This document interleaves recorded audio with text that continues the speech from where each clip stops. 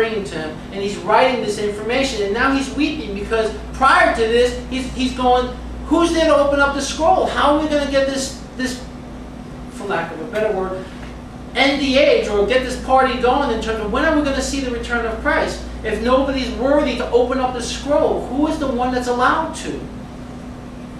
And the elder says, stop weeping. Behold, the line that is from the tribe of Judah, the root of David, has overcome so as to open the book and its 7 seals.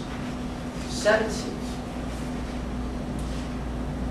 Way back when I was taught the book of Revelation, people were thinking that there was a seal on the outside, one seal on the outside, and you open it up a little bit, and then you would break another seal to continue to open it, and then break another seal to continue to open it. Well, that was conjecture until somebody found the scroll pretty much intact and sitting in the museum in Jerusalem, which shows one scroll with 7 seals on the outside. Not one, and then another one inside, another one inside. It's 7 seals, which really, logically speaking, didn't make any sense anyway when I first heard it. When you have a seal on the outside and then you unroll this, because if you've seen scrolls before, it would be difficult to try to seal with on the inside and still roll it. It would just be, it wouldn't be one continuous roll because it would just be lopsided. So it made no sense. But this makes sense. There's 7 seals that are on the outside of the scroll. I'll show you the picture when I get to it.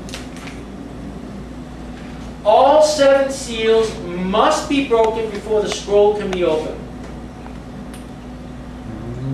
Revelation 5:1 it says, and I saw in the right hand of him who sat on the throne a book written inside and on the back sealed up with 7 seals. On the back. Yep.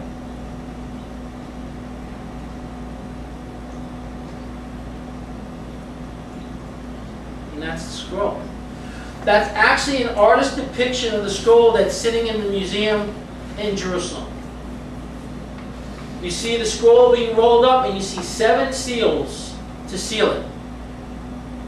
So when you read through the book of Revelation and you're looking at these seals, this is the seal, one seal has to be broken. And we're going to go through each seal today, hopefully. If I got time to go through each one, maybe not. The first 3 seals in the Olivet Discourse and the book of Revelation. Both accounts are preceded with a warning, Revelation 1:3. Blessed is he who reads and those who hear the words of the prophecy and heed the things which are written in it, for the time is near. This is Jesus speaking to the Apostle John. Revelation 24:4. And Jesus answered and said to them, see to it that no one misleads you. Okay? There's been a lot of talk about prophecy, a lot of talk throughout the ages. But there's also been a lot of misinformation. But Jesus warned us, make sure you are not misled. Make sure you're not misled.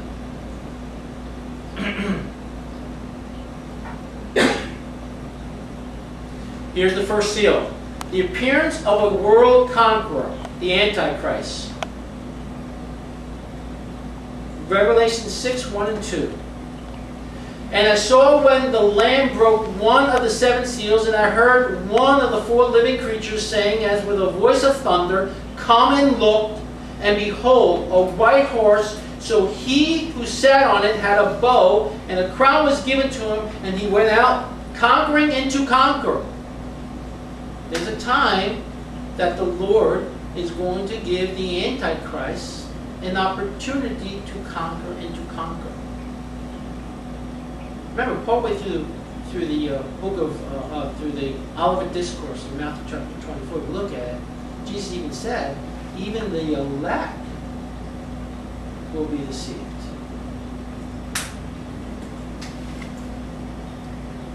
So there are people that believe that they could be raptured out of here before it gets really bad, and they're going to be deceived. There are people right now, think about this. The reason why our current president won the election because there was a lot of people deceived thinking he was a Christian. Oh, he's a Christian. No, he's not. I heard O'Neill Dozier on Friday saying, I warn people that he's not a Christian. You just look at his background. You look at the way he handled himself. You look at how he mocked Jesus himself in the Olivet Discourse, not in the Olivet Discourse, in the Sermon on the Mount. He mocked that. That's not a Christian. It's not a Christian. You know, the Mount of Olives is a powerful sermon that Jesus gave for us to understand what he was looking for in those who followed him. Blessed are those who are meek in spirit, for they shall inherit the kingdom of God. Blessed is the peacemaker. And go on and on and on.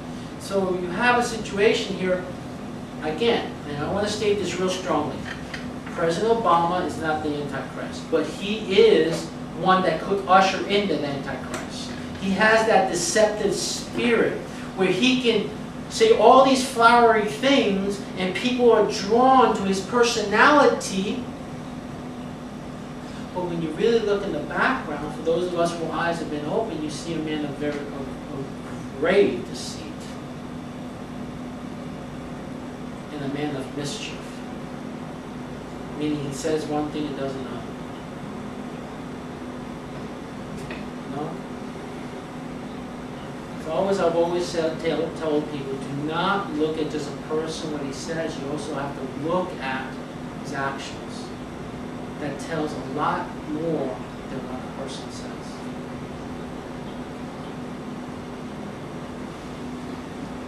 Jesus says in Matthew 24:5, for many will come in my name, saying, I am the Christ, and will mislead many. That is true. It's happened throughout the ages. There have been many who claim they are the Messiah. Many. Latest one was, and I believe I'm saying his name correctly, Abramson. I talked about it a couple of weeks ago. He was 93 years old when he died, up in Brooklyn. He was put into a mausoleum, and his disciples actually waited for 3 days outside his tomb for him to arise. And he did. I'm sure right now in Israel there's somebody claiming that they're the Messiah. And when an Antichrist comes on the scene, that's what he's going to do. Antichrist meaning he is against Christ. He will be this man that will lead Israel and the Arabs, the Muslims, into a peace treaty. And that's when we know we have the Antichrist. Those of us who are in this study and studies like this will know. Will know.